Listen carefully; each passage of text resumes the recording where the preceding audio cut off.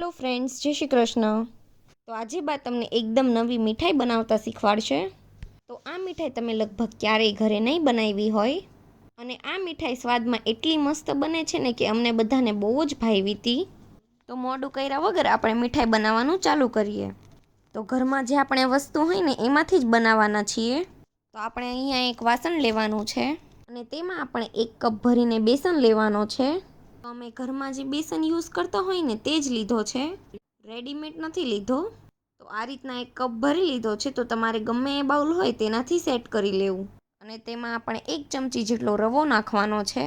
1 cup બેસન હોય ને એટલે 1 ચમચી જ રવો નાખવાનો. અને હવે તેમાં આપણે ચમચીના ચોથા ભાગ જેટલો એલચી પાવડર નાખીશું. તો એલચી પાવડર આપણે ફ્લેવર માટે નાખીએ છીએ. તો આ રીતના વિસ્કર લઈને બધું સરસ રીતે મિક્સ કરી લેવાનું છે. અને બેસનને તમારે ચાળીને લેવાનો એટલે ગાંઠ ન રહે. અને અહીંયા આપણે એકદમ સરસ રીતે મિક્સ કરી લીધું છે. તો જે કપથી આપણે બેસન લીધું હતું ને એ કપથી જ 1 કપ જેટલું દૂધ લીધું છે. તો દૂધ આપણે ગરમ નથી લીધું, જે આપણે નોર્મલ રેગ્યુલર યુઝ કરતા હોય ને તે જ લીધું છે. તો થોડું થોડું દૂધ નાખતા જઈએ આપણે બેટર તૈયાર કરવાનું છે. તો બેટરમાં દૂધ નાખતું જવાનું અને વિસ્કરના મદદથી આ રીતે મિક્સ કરતું જવાનું અને એક પણ લમ્સ ન રહે ને એ રીતના બેટર બનાવવાનું છે.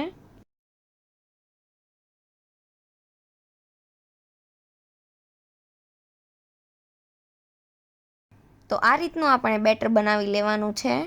તો આપણે વિસ્કર ઊંચું કરીએ અને આ રીતના એકદમ પતલું બેટર બનાવવાનું છે. તો જેમ આપણે ગુંદીનું બેટર બનાવીએ ને એવું જ બનાવવાનું છે. અને બેટરની કન્સિસ્ટન્સી એકદમ આવી રાખવાની છે. તો હવે તેમાં કલર માટે 1 ચપટી જેટલો ઓરેન્જ ફૂડ કલર ઉમેરીશું. અને તમારે આના જગ્યાએ થોડી હળદર ઉમેરવી હોય તો પણ ચાલે. તો ફૂડ કલરને આપણે બેટરમાં સારી રીતે મિક્સ કરી લેવાનો છે.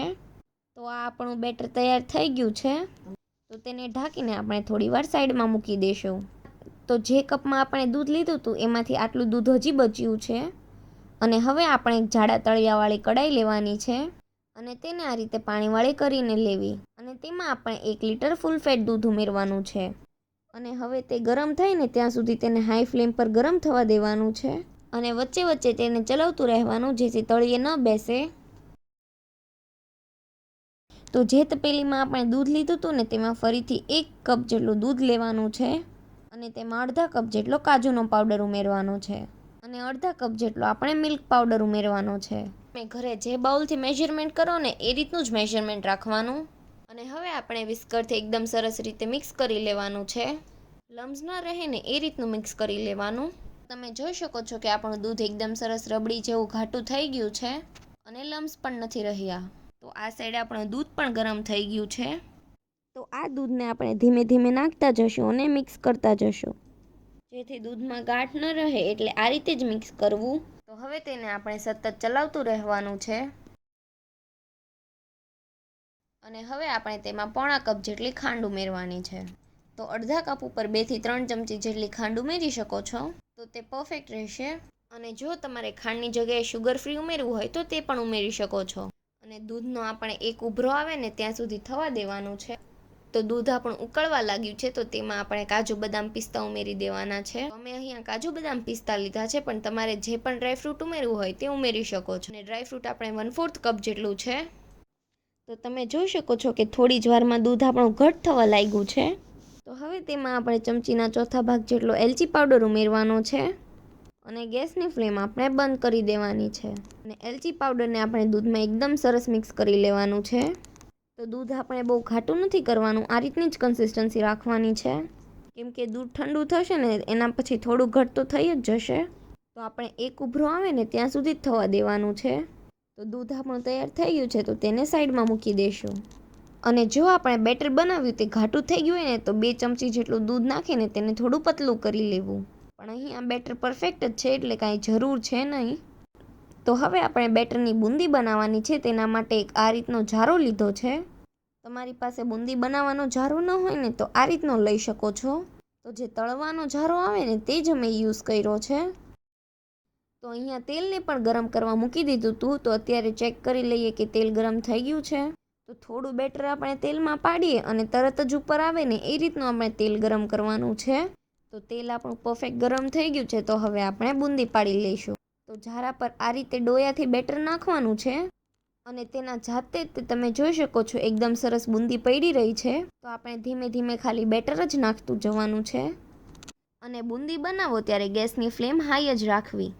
તો તેલ બરાબર ગરમ હશે ને તો જ બુંદી તમારી પરફેક્ટ ફૂલશે, નહીતર તે બેસી જશે. અને તે લાઇટ ગોલ્ડન કલરની થાય ને ત્યાં સુધી તેને થવા દેવાની છે. તો આને આપણે એકદમ ક્રિસ્પી બુંદી બનાવવાની છે.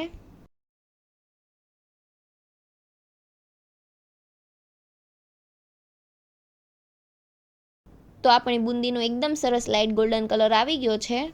તો હવે બધી જ બુંદી આપણે બહાર લઈ લેવાની છે. અને બીજી બુંદી પણ આપણે આ રીતે જ પાડીને તળી લેવાની છે. તો બીજી બુંદી પણ આપણે આ રીતે જ બનાવી લેવાની છે. અને બીજી વાર બુંદી બનાવો ને ત્યારે જારાને પાછળથી સાફ કરી લેવાનો અને પછી ઉપરથી આ રીતે ફરીથી બેટર નાખવાનું. તો તમે જોઈ શકો છો કે આપણી બુંદી એકદમ સરસ તેલમાં પડી રહી છે અને એક એક દાણો છૂટો છૂટો બને છે.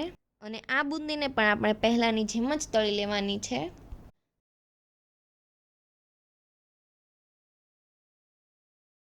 તો બધી જ બુંદી આપણી તળાઈને તૈયાર થઈ ગઈ છે.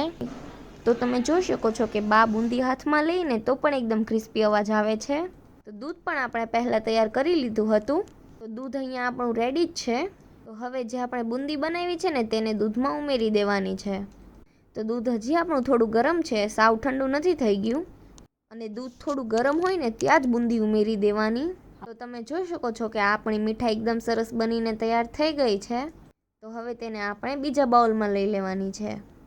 તો હવે તેને આપણે ફ્રીજમાં મૂકીને ઠંડી કરી લેવાની અને પછી તમે તેને પીરસી શકો છો. તો અહીં આપણી દૂધ બુંદી તૈયાર થઈ ગઈ છે. અને જો તમે આ રેસીપી ક્યારેય ટ્રાય ન કરી હોય તો એકવાર જરૂરથી ટ્રાય કરજો. અને આ બેસનની એકદમ નવી જ મીઠાઈ છે.